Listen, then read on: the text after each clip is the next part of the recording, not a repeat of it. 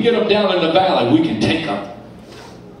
And the devil's standing back and he's saying to you, he's saying, I know when you're up on the mountain and God's really blessing you and you're up there and you're all excited, I'll just have to leave you alone there because I can't beat you there. But if I can get you down in the valley, I can beat you.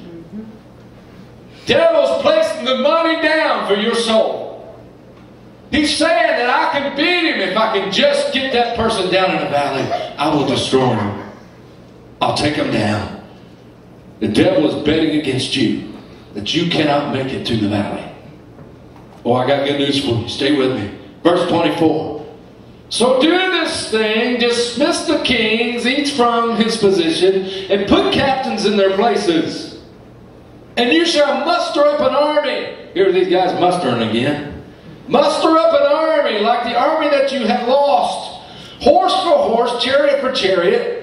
Then we will fight against them in the plains and the valleys. Surely we will be stronger than them. And he listened to their voice and he did so.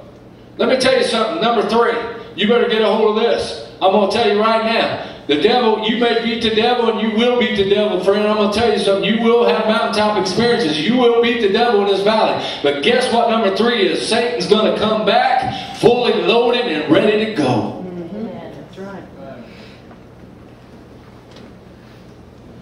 After this battle was over, they were depleted. They had nothing left. And if they would have just sat back and not prepared themselves, guess what would have happened? They would have come back full force, strong again. The devil's sitting and waiting, reloading for you.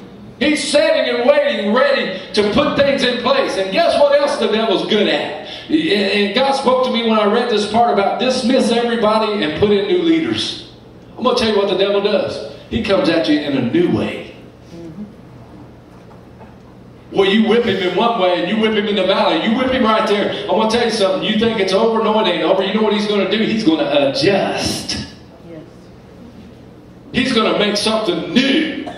Oh, you can whip me here, so I'm going to go out and I'm going to come up with something new to come against you with. How many know that's why those things add up? You win a battle and 10 more come. It's because the devil is wise. He knows how to come back at us in new ways. And in full force he comes back against us. So be ready. He can come against us in a new way. Let's read verse 26.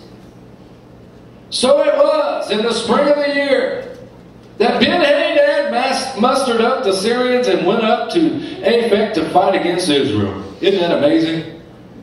Boy, he did exactly what he said he would do.